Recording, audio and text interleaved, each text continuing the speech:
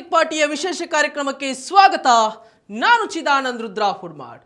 ಇವತ್ತು ಐಪಿಎಲ್ ಅಭಿಮಾನಿಗಳ ಕಣ್ಣು ಅಬುದಾಬಿಯ ಐಪಿಎಲ್ ಮಿನಿ ಹರಾಜಿನತ್ತ ನೆಟ್ಟಿತ್ತು. ನಮ್ಮ ರಾಯಲ್ ಚಾಲೆಂಜರ್ಸ್ ಬೆಂಗಳೂರು ತಂಡ ಯಾವ ಆಟಗಾರನ ಖರೀದಿಸುತ್ತೆ ಎನ್ನುವಂತಹ ಕುತೂಹಲ ಆರ್ಸಿಬಿ ಅಭಿಮಾನಿಗಳಿಗೂ ಇತ್ತು. ಇದಕ್ಕೆ ಈಗ ಒಂದು ಸ್ಪಷ್ಟತೆ ಸಿಕ್ಕಿದೆ. ಆರ್ಸಿಬಿ ತಂಡ ಹೊಡಿಬಡಿ ಆಟಗಾರ ವೆಂಕಟೇಶ್ ಅಯ್ಯರ್ ಅವರನ್ನ ಖರೀದಿ ಮಾಡಿದೆ. ಅದರ ಜೊತೆಗೆ ಮತ್ತೊಬ್ಬ ಕಿವೀಸ್ನ ಪ್ಲೇಯರ್ ಆಗಿರುವಂತಹ ಜಾಕೋಬ್ ಡಫಿ ಅವರನ್ನ ಕೂಡ ಖರೀದಿ ಮಾಡಿದೆ. ಹಾಗಾದ್ರೆ ಆರ್ಸಿಬಿ ಸ್ಟ್ರಾಟರ್ಜಿ ಹೇಗಿತ್ತು, ಏನೆಲ್ಲ ಪ್ಲಾನ್ಗಳನ್ನ ಮಾಡ್ಕೊಂಡು ಬಂದು ಇವತ್ತಿನ ಮಿನಿ ಹರಾಜಿನಲ್ಲಿ ಪಾಲ್ಗೊಂಡಿದ್ರು ಎನ್ನುವಂಥದ್ರ ಬಗ್ಗೆ ಮಾತನಾಡಲಿಕ್ಕೆ ಇವತ್ತು ನಮ್ಮ ಜೊತೆಗಿದ್ದಾರೆ ನಮ್ಮ ಸ್ಪೋರ್ಟ್ಸ್ ರಿಪೋರ್ಟರ್ ರಮೇಶ್ ಕೋಟೆ ಅವರು. ಬನ್ನಿ ಅವ್ರನ್ನ ಮಾತಾಡಿಸೋಣ. ಇವತ್ತಿನ ಮಿನಿ ಹರಾಜು ಹೇಗಿತ್ತು ಎನ್ನುವಂಥದ್ರ ಬಗ್ಗೆ ತಿಳ್ಕೊಂಡು ಬರೋಣ. ಕಾರ್ಯಕ್ರಮಕ್ಕೆ ಸ್ವಾಗತ ರಮೇಶ್ ಅವರೇ. Thank you. ನೀವು ಕೂಡ ಇವತ್ತು ಮಿನಿ ಹರಾಜನ್ನ ಗಮನಿಸಿರಬಹುದು. ಆರ್ಸಿಬಿ ತುಂಬಾ ಸ್ಟ್ರಾಟರ್ಜಿ ಮಾಡ್ಕೊಂಡು ಬಂತು. ಅದರಂತೆ ವೆಂಕಟೇಶ್ ಅಯ್ಯರ್ ಅವರನ್ನು ಕೂಡ ಖರೀದಿ ಮಾಡ್ತು. ಯಾಕೆ ಅಂದ್ರೆ ಆರ್ಸಿಬಿಗೆ ವೆಂಕಟೇಶ್ ಅಯ್ಯರ್ ಬೇಕೇ ಎನ್ನುವಂತಹ ನಿಟ್ಟಿನೊಂದಿಗೆ ಸ್ಟ್ರಾಟರ್ಜಿ ಮಾಡಿತ್ತ ಆರ್ಸಿಬಿ ಎನ್ನುವಂಥದ್ರ ಬಗ್ಗೆ? ಸೊ ಖಂಡಿತವಾಗ್ಲೂ ಮಾಡಿತ್ತು ಅಂತ ಅನಿಸ್ತಾ ಇದೆ. ಯಾಕಂತಂದರೆ ಆರ್ ಸಿ ಬಿ ತಂಡಕ್ಕೆ ಲಾಸ್ಟ್ ಸೀಸನ್ನಲ್ಲಿ 3ನೇ ಕ್ರಮಾಂಕದಲ್ಲಿ ಸ್ವಲ್ಪ ಅಷ್ಟೊಂದು ಪರ್ಫಾರ್ಮೆನ್ಸ್ ಬಂದಿರಲಿಲ್ಲ ಆ ಒಂದು ಕ್ರಮಾಂಕದಲ್ಲಿ. ಸೊ ಇಂಪ್ಯಾಕ್ಟ್ ಪ್ಲೇಯರ್ ಆಗಿ ದೇವದತ್ ಪಡಿಕಲ್ ಅವರು ಆಡ್ತಾ ಇದ್ರು, ಜೊತೆಗೆ ಮಯಾಂಕ್ ಅಗರ್ವಾಲ್ ಅವ್ರನ್ನ ಲಾಸ್ಟ್ ಮೂಮೆಂಟಲ್ಲಿ ತಗೊಂಡಿದ್ರು. ಬಟ್ ಎಲ್ಲೋ ಒಂದು ಕಡೆ 3ನೇ ಕ್ರಮಾಂಕದಲ್ಲಿ ಆರ್ ಸಿ ಬಿಗೆ ಒಂದು ಒಳ್ಳೆ ಹಿನ್ನಡೆ ಆಗ್ತಾ ಇತ್ತು ಅಂತ ನನ್ಗನಿಸ್ತಾ ಇದೆ. ಸೊ ಈ ಕಾರಣದಿಂದಾಗಿ ಆರ್ ಸಿ ಬಿ ತಂಡ ಈಗ ವೆಂಕಟೇಶ್ ಅಯ್ಯರ್ ಅವರನ್ನ ಕರ್ಕೊಂಡ್ಬಂದಿದೆ ಅಂತ ನನ್ಗನಿಸ್ತಾ ಇದೆ.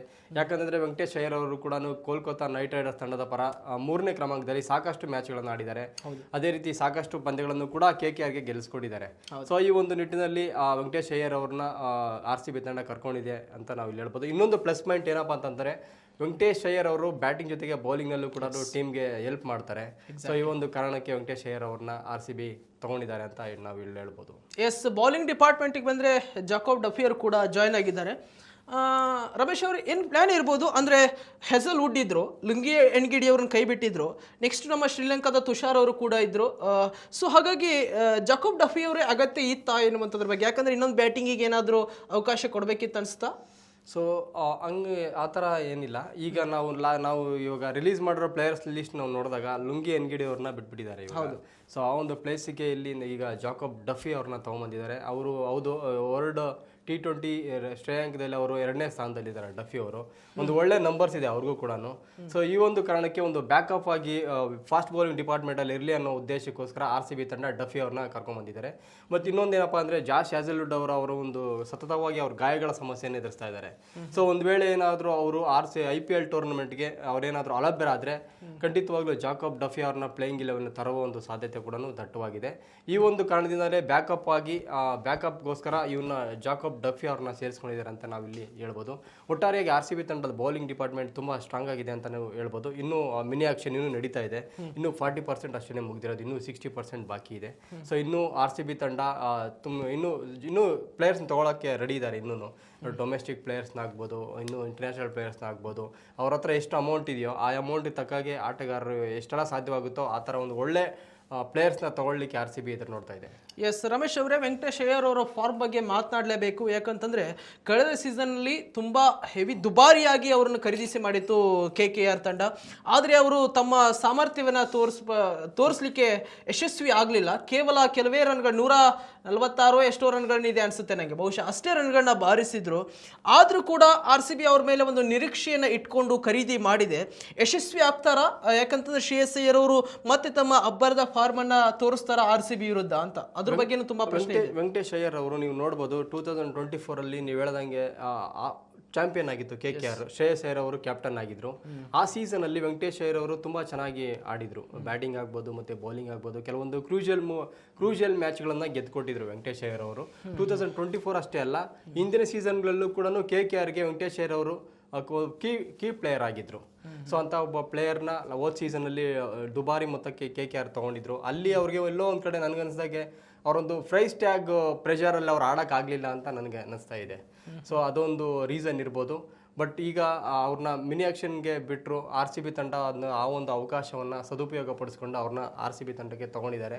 ಸೊ ಅದರಲ್ಲೂ ಒಂದು ಕಡಿಮೆ ಬೆಲೆಗೆ ನಾವು ಸಿಗಿದೆ 7 crore ನಮಗೆ RCB ತಂಡಕ್ಕೆ ಸಿಕ್ಕಿರೋದು ನಿಜಕ್ಕೂ ಒಂದು ಅದೃಷ್ಟ ಅಂತ ನಾವು ಇಲ್ಲಿ ಹೇಳ್ಬೋದು. ಯಾಕಂತಂದರೆ ವೆಂಕಟೇಶ್ ಅವರು ತುಂಬ IPL ಟೂರ್ನಮೆಂಟಲ್ಲಿ ತುಂಬ ವ್ಯಾಲ್ಯೂಯಬಲ್ ಆಲ್ರೌಂಡರ್ ಅವರು. ಸೊ ಬ್ಯಾಟಿಂಗ್ ಜೊತೆಗೆ ಬೌಲಿಂಗ್ ಇದೆ ಅಂತ ನಮ್ಗೆಲ್ರಿಗೂ ಕೂಡ ಗೊತ್ತು. ಸೊ ಹಾಗಾಗಿ ಜೊತೆಗೆ ವೆಂಕಟೇಶ್ ಅಯ್ಯರ್ ಅವರು ಇಂಟರ್ನ್ಯಾಷನಲ್ ಕ್ರಿಕೆಟಲ್ಲೂ ಕೂಡ ತುಂಬ ಅಪಾರವಾದಂಥ ಅನುಭವ ಇದೆ. ಭಾರತ ತಂಡದ ಪರ ಸಾಕಷ್ಟು ಮ್ಯಾಚ್ಗಳನ್ನು ಆಡಿದ್ದಾರೆ. ಸೊ ಮತ್ತು ಈ ಪ್ರಸ್ತುತ ಈಗ ನಡೀತಾ ಇರತಕ್ಕಂಥ ಸೈಯದ್ ಮುಷ್ತಾಕ್ ಅಲಿ ಟ್ರೋಫಿ ಟೂರ್ನಿಯಲ್ಲೂ ಕೂಡ ತುಂಬ ಚೆನ್ನಾಗಿ ಆಡ್ತಾ ಇದ್ದಾರೆ. ಬ್ಯಾಟಿಂಗ್ ಆಗ್ಬೋದು, ಬೌಲಿಂಗ್ ಆಗ್ಬೋದು, ಎರಡೂ ಡಿಪಾರ್ಟ್ಮೆಂಟಲ್ಲೂ ತುಂಬ ಗಮನ ಸೆಳೀತಾ ಇದ್ದಾರೆ. ಈ ಒಂದು ಕಾರಣದಿಂದಾಗಿ RCB ತಂಡ ವೆಂಕಟೇಶ್ ಅಯ್ಯರ್ ಅವ್ರನ್ನ ತಗೊಂಡಿರೋದು ಒಂದು ಒಳ್ಳೆ ಮೂವ್ ಅಂತ ನನಗೆ ಅನಿಸ್ತಾ ಇದೆ. ಎಸ್, ವೆಂಕಟೇಶ್ ಅವರು ನೋಡಿ ರಮೇಶ್ ಅವರೇ, ಅವರು ಆರಂಭಿಕ ಬ್ಯಾಟ್ಸ್ಮನ್ ಆಗಿ ಬಂದು ನಂಬರ್ 7 ತನಕ ಬ್ಯಾಟ್ ಮಾಡಬಲ್ಲರು. ಯಾಕಂತಂದ್ರೆ ಅವರು ಮಿಡಲ್ ಆರ್ಡರ್ ಕೂಡ ಬ್ಯಾಟ್ ಬೀಸಬಲ್ಲರು. ಏನಾದರೂ ತಂಡ ಸಂಕಷ್ಟಕ್ಕೆ ಸಿಲುಕಿದಂಥ ಸಂದರ್ಭದಲ್ಲಿ ಡೆತ್ ಓವರ್ಗಳಲ್ಲಿ ಬಂದು ಕೂಡ ಬ್ಯಾಟ್ ಮಾಡಿ ಹೊಡಿಬಡಿ ಸಿಕ್ಸರ್ ಅನ್ನು ಬಾರಿಸಬಹುದು. ಓಪನರ್ ಅವರಾಗಿ ಕೂಡ ಕಣಕ್ಕಿಳಿದು ಒಳ್ಳೆ ಬ್ಯಾಟ್ ಮಾಡಬಲ್ಲರು ಮತ್ತು ಬೌಂಡರಿ ಸಿಕ್ಸರ್ಗಳನ್ನ 360 ಆಂಗಲ್ ಅಲ್ಲಿ ಬ್ಯಾಟ್ ಬೀಸ್ತಕ್ಕಂಥ ಪ್ಲೇಯರ್. ಸೊ ಹಾಗಾಗಿ RCBಗೆ ತುಂಬಾ ಕೀ ಪ್ಲೇಯರ್ ಆಗ್ತಾರೆ ಇವರು. ಯಾಕಂತಂದ್ರೆ ಇಂಡಿಯನ್ ಬ್ಯಾಟರ್ಸ್ಗಳ ಪೈಕಿ RCBಗೆ ತುಂಬಾ ಅಗತ್ಯವಿತ್ತು. ಯಾಕಂದ್ರೆ ನೀವು ಲಾಸ್ಟ್ ಸೀಸನ್ ಅಲ್ಲಿ ಅಬ್ಸರ್ವ್ ಮಾಡಿರ್ಬೋದು ರಮೇಶ್ ಅವರೇ, RCB ತಂಡ ತುಂಬಾ ವಿದೇಶಿ ಬ್ಯಾಟ್ಸ್ಮನ್ಗಳ ಮೇಲೆ ತುಂಬಾ ಅವಲಂಬಿತರಾಗಿತ್ತು. ಫಿಲ್ ಸಾಲ್ಟ್ ಅವರು ತಮ್ಮ ಪ್ರದರ್ಶನ ತೋರಿದ್ರು. ನೆಕ್ಸ್ಟ್ ಮಿಡಲ್ ಆರ್ಡರ್ ಅಲ್ಲಿ ಟೀಮ್ ಡೇವಿಡ್ ಅವರು ಬಂದು ಅಬ್ಬರಿಸ್ತಾ ಇದ್ರು, ರೊಮ್ಯಾರಿಯೋ ಶೆಪರ್ಡ್ ಅವರು ಕೂಡ ಅಬ್ಬರಿಸ್ತಾ ಇದ್ರು. ಮತ್ತು ಬೌಲಿಂಗ್ ಅಂತ ಬಂದ್ರೆ ಹೆಜಲ್ವುಡ್ ಅವರು ಕೂಡ ತಮ್ಮ ಒಳ್ಳೆಯ ಬೌಲಿಂಗ್ ಅನ್ನ ಮಾಡ್ತಾ ಇದ್ರು. ಅಂದ್ರೆ ವಿದೇಶಿ ಕೋಟಾದಲ್ಲಿರುವಂತಹ ಪ್ಲೇಯರ್ಸ್ಗಳು ತುಂಬಾ ಕೀ ಆಗಿದ್ರು RCBಗೆ. ಮತ್ತು ಇಂಡಿಯನ್ ಬ್ಯಾಟರ್ಸ್ಗಳ ಪೈಕಿ, ಇಂಡಿಯನ್ ಪ್ಲೇಯರ್ಸ್ಗಳ ಪೈಕಿ ಒಂದು ವೆಂಕಟೇಶ್ ಅಯ್ಯರ್ ಅವರು ಬೇಕೇ ಬೇಕಿತ್ತು ಎನ್ನುವಂಥದ್ದು ತುಂಬಾ ಅಗತ್ಯವಿತ್ತು RCB ತಂಡಕ್ಕೆ. ಹಾಗಾಗಿ ವೆಂಕಟೇಶ್ ಅಯ್ಯರ್ ಅವ್ರನ್ನ ಹಠಕ್ಕೆ ಬಿದ್ದು ಇವತ್ತು RCB ತೆಗೆದುಕೊಂಡಿದೆ ಅಂತ ಹೇಳ್ಬೋದು ಅನ್ಸುತ್ತೆ. ಖಂಡಿತ. ನೆಕ್ಸ್ಟ್ ನಾವು ಪ್ಲೇಯಿಂಗ್ 11 ಸೆಟ್ ಯಾವ ರೀತಿ ಇರುತ್ತೆ, ಈಗ ವೆಂಕಟೇಶ್ ಅವರು ತೆಗೆದುಕೊಂಡ್ಮೇಲೆ ಡಫಿ ಅವರು ತಗೊಂಡ್ಮೇಲೆ ಪ್ಲೇಯಿಂಗ್ 11 ಸೆಟ್ ಆಗಿರುತ್ತೆ, ಓಪನರ್ಸ್ ಯಾರು ಬರ್ತಾರೆ, ಮಿಡಲ್ ಆರ್ಡರ್ಸ್, ಅದನ್ನೆಲ್ಲ ಒಂದು ಸೆಟ್ ತಿಳಿಸ್ಬೋದು, ಮಾತಾಡ್ಬೋದು. ಆಕ್ಚುಲಿ ಇನ್ನು ಮಿನಿ ಆಕ್ಷನ್ ನಡೀತಾ ಇದೆ, ಇನ್ನೂ ಕಂಪ್ಲೀಟ್ ಆಗಿಲ್ಲ. ಬಟ್ ಇವಾಗ ನಾವು ಒಂದು RCB ತಂಡದ ಒಂದು ಪ್ಲೇಯಿಂಗ್ 11 ನಾವು ಈಗಲೇ ಬೇಕಾದ್ರೆ ಜಡ್ಜ್ ಮಾಡ್ಬೋದು ಯಾರ್ಯಾರೆಲ್ಲ ಆಡ್ತಾರೆ ಅಂತ. ಪ್ರೆಸೆಂಟ್ RCB ತಂಡ ಹಾಲಿ ಚಾಂಪಿಯನ್. ಸೊ ಒಳ್ಳೆ ಟೀಮ್. ಈಗಲೂ ಕೂಡ ಅಷ್ಟೇ ಮಿನಿ ಆಕ್ಷನ್ ಬರೋಕ್ಕೂ ಮೊದಲು RCB ತಂಡ ಬಲಿಷ್ಠವಾಗಿದೆ. ಸೊ ಈಗ ತಕ್ಷಣ ಮಿನಿ ಹರಾಜ್ ನಡೀತಾನೆ ಇದೆ. ಈಗ ನಾವು ಕೂಡ RCB ತಂಡದ ಒಂದು ಪ್ಲೇಯಿಂಗ್ 11 ನಾವು ಜಡ್ಜ್ ಮಾಡ್ಬೋದು. ಸೊ ಮಾಮೂಲಿ ಲಾಸ್ಟ್ ಸೀಸನಲ್ಲಿ ಯಾರು ಇನ್ನಿಂಗ್ಸ್ ಆರಂಭಿಸಿದ್ರು, ವಿರಾಟ್ ಕೊಹ್ಲಿ ಮತ್ತು ಫಿಲ್ ಸಾಲ್ಟ್ ಅವರೇ ಈ ಒಂದು ಮುಂದಿನ ಸೀಸನಲ್ಲೂ ಕೂಡ ಇನ್ನಿಂಗ್ಸ್ ಆರಂಭಿಸಿದ್ದಾರೆ. 3ನೇ ಕ್ರಮಾಂಕದಲ್ಲಿ ಈ ಸಲ ದೇವದತ್ ಪಡಿಕ್ಕಲ್ ಅಥವಾ ವೆಂಕಟೇಶ್ ಅಯ್ಯರ್ ಅವರು ಆಡ್ಬೋದು. ಈ ಒಂದು ಕಾರಣಕ್ಕೆ ವೆಂಕಟೇಶ್ ಅಯ್ಯರ್ ಅವ್ರನ್ನ ತಗೊಂಡಿರೋದು ಈಗ ಟೀಮ್ಗೆ.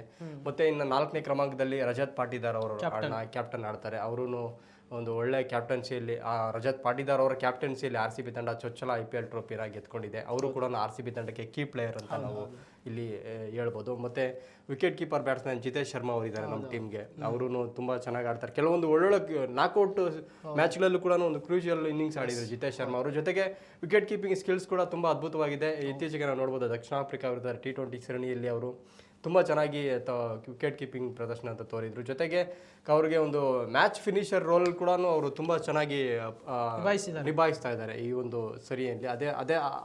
ಅದನ್ನು ನಾವು ನೋಡೋದಾದರೆ RCB ತಂಡಕ್ಕೆ ಅವರು ಕೂಡ ಕೀ ಪ್ಲೇಯರ್ ಅಂತ ನಾವಿಲ್ಲಿ ಹೇಳ್ಬೋದು. ಮತ್ತು ಆಲ್ರೌಂಡರ್ ನಾವು ನೋಡ್ಬೋದಾದರೆ ಟಿಮ್ ಡೇವಿಡ್ ಅವರಿದ್ದಾರೆ. ಅವರು ಕೂಡ ಮ್ಯಾಚ್ ಫಿನಿಷರ್. ಜೊತೆಗೆ ಅವರು ಬ್ಯಾಟಿಂಗ್ ಜೊತೆಗೆ ಬೌಲಿಂಗ್ನು ಮಾಡ್ತಾರೆ. ಮತ್ತು ರೊಮ್ಯಾರಿಯೋ ಶೆಪರ್ಡ್ ಅವರು ಇದ್ದಾರೆ ಆಲ್ರೌಂಡರ್ ವಿಭಾಗದಲ್ಲಿ. ಮತ್ತು ವೇಗದ ಬೌಲಿಂಗ್ ವಿಭಾಗ ನಾವು ನೋಡೋದಾದರೆ ತುಂಬ ಅದ್ಭುತವಾಗಿದೆ. ಜಾಶ್ ಹ್ಯಾಸಲ್ವುಡ್ ಅವರಿದ್ದಾರೆ, ಯಶ್ ದಯಾಳ್ ಅವರಿದ್ದಾರೆ, ಮತ್ತು ನುವಾನ್ ತುಷಾರ್ ಅನ್ನೋ ಬೌಲರ್ ಇದ್ದಾರೆ. ಇವಾಗ ಜಾಕಬ್ ಡಫಿ ಅನ್ನೋರ್ನ ತಗೊಂಡಿದ್ದಾರೆ ಈಗ ಟೀಮ್ಗೆ, ಒಂದು ಹೆಚ್ಚುವರಿ ಬೌಲರ್ ಆಗಿರಲಿ ಅಂತ. ಯಾರಾದರೂ ಬೌಲರ್ ಏನಾದರೂ ಇಂಜುರಿ ಆದರೆ ಆ ಒಂದು ಪ್ಲೇಸಲ್ಲಿ ಆಡಿಸ್ಲಿಕ್ಕೋಸ್ಕರ ಜಾಕಬ್ ಡಫಿ ಮತ್ತೆ ಹೌದು ಆಲ್ರೌಂಡರ್ ಕೃಣಾಲ್ ಪಾಂಡ್ಯ ಅವರಿದ್ದಾರೆ. ಇವ್ರ ಬಗ್ಗೆನೂ ನಾವು ಹೇಳಲೇಬೇಕು. ಲಾಸ್ಟ್ ಸೀಸನ್ ಅವರೇ ಒಂದು ನಾಕ್ಔಟ್ ಮ್ಯಾಚಲ್ಲಿ ಒಂದು ಮ್ಯಾಚ್ ಗೆಲ್ಸಿದ್ರು. ಅವರೇ ಕ್ರೂಷಿಯಲ್ ಮ್ಯಾಚ್ ಆಗಿತ್ತು. ಆ ಮ್ಯಾಚಲ್ಲಿ ಅವರೇ ಒಂದು ಬ್ಯಾಟಿಂಗಲ್ಲಿ ಸಿಂಗಲ್ ಹ್ಯಾಂಡಲ್ಲಿ RCB ತಂಡನ ಗೆಲ್ಲಿಸಿದ್ರು. ಅವರು ಕೂಡ ತುಂಬ ಕ್ರೂಷಿಯಲ್ ಆಗುತ್ತೆ RCB ತಂಡಕ್ಕೆ. ಮತ್ತು ಸ್ಪಿನ್ ವಿಭಾಗದಲ್ಲಿ ಇವರು ಸುಯೇಶ್ ಶರ್ಮಾ ತುಂಬ ಚೆನ್ನಾಗಿದ್ದಾರೆ. ಅವರು ಒಂದು ಅಂದರೆ ಫುಲ್ ಟೈಮ್ ಸ್ಪಿನ್ನರ್ RCBಗೆ. ಅವರು ಕೂಡ RCBಗೆ ಒಂದು ಪ್ರಮುಖ ಬೆನ್ನೆಲುಬು ಅಂತ. ಬೌಲಿಂಗ್ ವಿಭಾಗದಲ್ಲಿ ಇಂಪ್ಯಾಕ್ಟ್ ಪ್ಲೇಯರ್ ಆಗಿ ತಗೋತಾರೆ. ಹೌದು, ಬೌಲಿಂಗ್ ವಿಭಾಗದಲ್ಲಿ ಅವ್ರನ್ನ ಸುಯೇಶ್ ಶರ್ಮಾ ಅವ್ರನ್ನ ಇಂಪ್ಯಾಕ್ಟ್ ಪ್ಲೇಯರ್ ಆಗಿ ಆಡಿಸ್ತಾರೆ. ಒಟ್ಟಾರೆಯಾಗಿ ನಾವು ನೋಡೋದಾದರೆ RCB ತಂಡ ಒಂದು ಲಾಸ್ಟ್ ಸೀಸನಲ್ಲೇ ಒಂದು ಒಳ್ಳೆ ಅದ್ಭುತವಾದಂಥ ಕಾಂಬಿನೇಷನ್ ಇತ್ತು. ನಾವು ಸಾಕಷ್ಟು ವಿಡಿಯೋಗಳಲ್ಲಿ ನಾವು ಮಾತಾಡಿದ್ದೀವಿ RCB ತಂಡ ಒಂದು 3 ಡಿಪಾರ್ಟ್ಮೆಂಟಲ್ಲಿ ತುಂಬ ಸ್ಟ್ರಾಂಗ್ ಇದೆ ಅಂತ. ಈ ಸೀಸನಲ್ಲೂ ಅಷ್ಟೇ RCB ತಂಡ ಒಂದು ಬಲಿಷ್ಠ ತಂಡವಾಗಿ ಕಣಕ್ಕೆ ಇಳಿತಾ ಇದೆ. ಜೊತೆಗೆ ಈ ಮಿನಿ ಹರಾಜಿನಲ್ಲಿ ಒಂದು ಸ್ಲೈಟ್ಲಿ ಚೇಂಜಸ್ ಮಾಡ್ಕೊಬೋದು ಅಷ್ಟೇ. ಯಾರು ಔಟ್ ಆಫ್ ಫಾರ್ಮ್ ಇದ್ದಾರೆ ಆ ಪ್ಲೇಯರ್ಸ್ನ ಆಲ್ರೆಡಿ ಬಿಟ್ಬಿಟ್ಟಿದ್ದಾರೆ. ಆ ಒಂದು ಪ್ಲೇಸ್ಗೆ ಕೆಲವೊಂದು ಫಾರ್ಮಲ್ಲಿರೋರನ್ನ, ಆ ಥರ ಒಂದು ಡೊಮೆಸ್ಟಿಕ್ ಆಗ್ಬೋದು ಇಂಟರ್ನ್ಯಾಷನಲ್ ಪ್ಲೇಯರ್ಸಲ್ಲಿ ಯಾರು ಫಾರ್ಮಲ್ಲಿದ್ದಾರೆ ಆ ಒಂದು ಆಟಗಾರರನ್ನ ಈ ಒಂದು ಮಿನಿ ಆಕ್ಷನಲ್ಲಿ RCB ತಂಡ ಖರೀದಿಸಿ ಒಂದು ಇನ್ನಷ್ಟು ತಂಡನ ಬಲಿಷ್ಠ ಮಾಡ್ಕೊಳ್ಳಿಕ್ಕೆ ಪ್ರಯತ್ನ ಮಾಡ್ತಾ ಇದೆ. ಎಸ್ ರಮೇಶ್ ಅವರು thank you so much. Next ಇದೇ ರೀತಿಯಾಗಿ ಕ್ರಿಕೆಟ್ನ ಇಂಟ್ರೆಸ್ಟಿಂಗ್ ಸುದ್ದಿಗಳಿಗಾಗಿ ನಿಮ್ಮನ್ನು ಮತ್ತೆ ಸಿಗ್ತಾ ಇರ್ತೀವಿ. Thank you so much. ವೀಕ್ಷಕರು, ಇದಾಗಿತ್ತು ಕ್ರಿಕ್ ಪಾರ್ಟಿಯ ವಿಶೇಷ ಕಾರ್ಯಕ್ರಮ. 18 ವರ್ಷಗಳ ಬಳಿಕ ರಾಯಲ್ ಚಾಲೆಂಜರ್ಸ್ ಬೆಂಗಳೂರು ತಂಡ ಈ ಸಲ ಕಪ್ ನಮ್ದೇ ಎನ್ನುವಂಥದ್ದಕ್ಕೆ ಫುಲ್ ಪಾಯಿಂಟ್ ಇಟ್ಟಿದೆ. ಆದರೆ ಅಭಿಮಾನಿಗಳು ಈ ಸಲವೂ ನಮ್ದೇ ಕಪ್ಪು ಎನ್ನುವಂತಹ ಮಾತುಗಳನ್ನು ಕೂಡ ಹೇಳ್ತಾ ಇದ್ದಾರೆ. ಒಳ್ಳೊಳ್ಳೆ ಪ್ಲೇಯರ್ಸ್ ಅನ್ನ ಆಯ್ಕೆ ಮಾಡಿಕೊಂಡು ಈ ಸಲನೂ ಕೂಡ ಕಪ್ ಗೆಲ್ಲಲಿ ಎಂದು ಶುಭ ಹಾರೈಸ್ತಾ ಮತ್ತಷ್ಟು ಕ್ರಿಕೆಟ್ನ ಇಂಟ್ರೆಸ್ಟಿಂಗ್ ಸುದ್ದಿಗಳಿಗಾಗಿ ನೋಡ್ತಾ ಇರಿ ವಿಶ್ವವಾಣಿ ಟಿವಿಯ ಕ್ರಿಕ್ ಪಾರ್ಟಿಯ ವಿಶೇಷ ಕಾರ್ಯಕ್ರಮ. ನಮಸ್ಕಾರ. ಇಂಟ್ರೆಸ್ಟಿಂಗ್ ಮತ್ತು ಇನ್ಫಾರ್ಮೇಟಿವ್ ವಿಡಿಯೋಗಳನ್ನ ಮಿಸ್ ಮಾಡ್ಕೋಬೇಡಿ. ಈಗಲೇ ಸಬ್ಸ್ಕ್ರೈಬ್ ಮಾಡಿ.